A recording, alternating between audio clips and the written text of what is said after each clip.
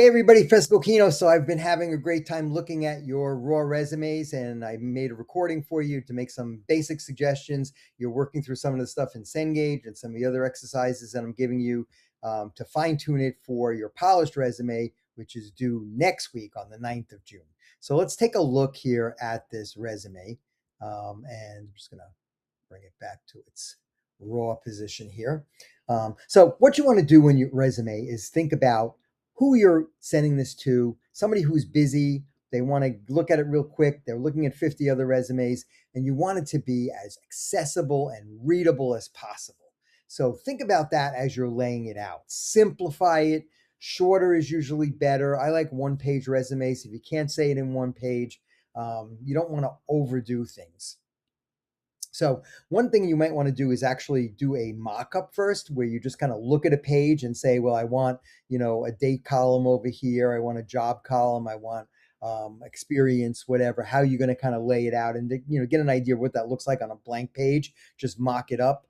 And then you can kind of set things up, because it's much harder to edit something that's already on the page, like this document, although I'm going to do it.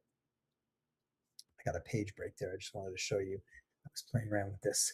Okay, so the idea of the overall look, the impression, just looking at the first page, the overall page all at once. What's the impression that I get from it? Also, what kind of branding is there? Like, your name is there, so it's part of your personal brand. And then are you using certain colors and things like that make it stand out? So, for instance, here, what we can do is, this is my resume, right? And I might also have on the next line a whole bunch of contact information and things like that, like email address and whatever. So one thing I can do is, just to make it look more like a letterhead, is maybe blow this up or use one of these styles over here. See, I can make this look like a nice kind of style look where my name is like that. A whole bunch of built-in styles. You can even edit these styles, fine tune them for your own look, depending on the various themes that you set. For instance, if I go here, design, I have all these themes. Again, I can make a certain kind of look just by clicking on one of these guys, and then I can pick a color palette. So maybe you want to go more like FIT looking, so we can go with a blue look, or you can even create your own branded color palette here. So again, your resume, your cover letter, they'll look the same. They'll have a uniform look that says it's my brand. Let's delete this here just to go back to our raw look. I want to show you something else. So here in the raw look now, what I could do is just manually make this larger. That's going to be my name. So when they're ruffling through the resumes, I pop. And then just to balance it on the page, what I'm going to do is take the alignment of my contact information, and I'm going to put that on the other side. Okay, so I'll make that right aligned with the right margin. The other thing you can do then is maybe add a border. Don't overdo borders and things like that, because they start to not stand out, right? So if you just use one or two borders, that's good. But some people put like a border after every job, something like that. Then the page seems too divided. So that could be a nice look, right? The other thing I noticed about this, it has a 9-inch margin. So it's probably orientated by landscape. So if you go to the layout view here, you can see the orientation, and sure enough, it is landscape. So let's change it to portrait. Looks a lot better, right? So now we have a 6.5-inch right margin. But you'll notice there's really nothing going on that right margin except for this contact information that I did. So a lot of people will want to find dates. So if I go in here, I got to weave in and out to find these dates. You'll notice they have different formats too. This is just year. So to make these dates stand out, what you could do is hit tab, and this one, I'm not sure exactly why that works so perfectly, but I looked at it on this one. See, it doesn't work the same way. So these are the default tabs. You'll notice that they don't line up now, right? Doesn't really line up. So what I want to do is, on this one, see, yeah, there is a tab outside the margin.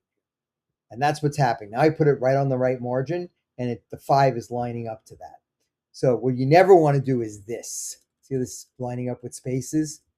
I'm sure everybody's caught themselves doing it. So you'll get to the point where it just goes to the next line, hit backspace once. That is not a good idea. If you look, sorry, I'm screwing this up a little bit, but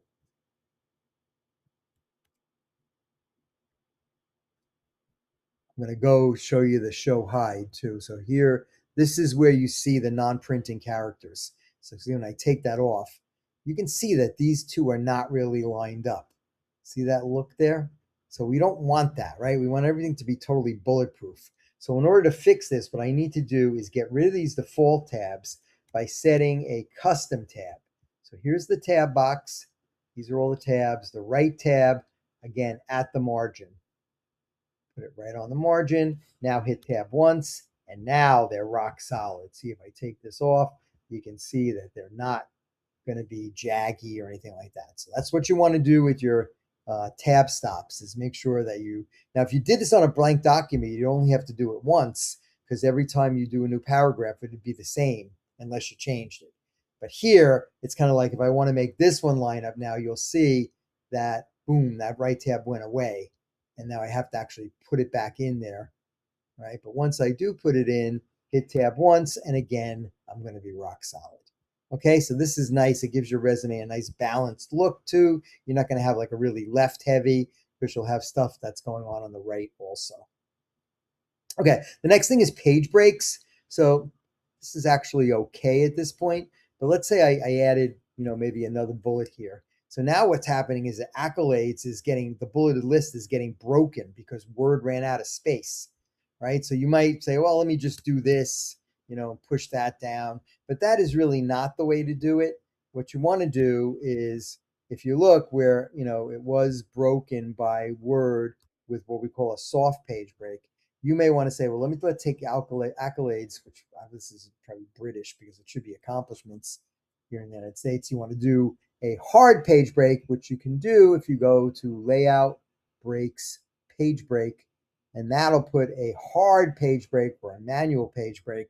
And again, that is a non-printing item. So if you just take the show hide off, you'll see that that will disappear. Okay, so keeping things together, it works. If you have to go to 2 pages, you have that. Spacing is another thing. So I like 1.15. So let's just take a look at this first 5 paragraphs here in the skills. Here's your paragraph spacings. And what you can do is do 1.15. Just a little bit easier to read. Again, it may help you run out of space sooner, but I like it because it's a little easier to read. The other thing that might work is the idea of using different fonts. So this is a sans serif font, which means there are no feet or tails. Everything is kind of blocky. I find that it's great for the headline. It's like, skills, experience, my resume. But for the body copy, where it gets small like this, you may want to pick a serif font like Cambria. Look at the difference. So see how these little feet and tails, they just kind of help you read or scan the lines. And also it just breaks it up a little bit. You don't want to use too many fonts. It starts looking, weird. But I would say 2 fonts is good, and use them to help cue information. Like, this is a header. This is body copy. You want to make sure that you proofread the document. So you can see here, there's something being tagged, like I'm using Grammarly, so it's finding I should have a comma here. What's going on here? This is spelled incorrectly. So you can just kind of hover over it and correct the spelling that way. But a better way to do this would be to print it out and actually read it very carefully. The highest it should be, comma, what else? Services, service, right? So you want it to be bulletproof. So any little grammatical error might turn somebody off. If you go to review, you can use the editor or the spelling grammar check. You can use both. Let's take a look at the editor here. So it's actually giving it a pretty good score. But for instance, if you wanted to double click on something, you could see that, it's finding that this should be spelled correctly. Good. Can also make some suggestions on shortening things, right? I had you put some things through ChatGPT too. So the idea of just being really concise, sometimes reading it out loud also helps you to kind of, get an idea. First aid and CPR certificates. Proficient in Microsoft Word. Okay, proficient in Microsoft Word, make sure that you really know what you're talking about. If you're going to say that and then you've got, jaggies or something like that, or, you're using spaces to line up text, or you're not using manual page breaks, and people can see that, when they get your resume, if you send it to them electronically, they can open it up. And when they open it up, they can put the show hide on and they can kind of see what you did in the background, whether you really knew what you were doing or not. So I hope that was helpful, and use all these techniques. I would take a look at them. I also I designed a handout version of this that you could look at in the content section, and it hopefully will help you as a checklist to go through your resume and make it as bulletproof as possible. Let me know if you need any help, and have fun optimizing your resume.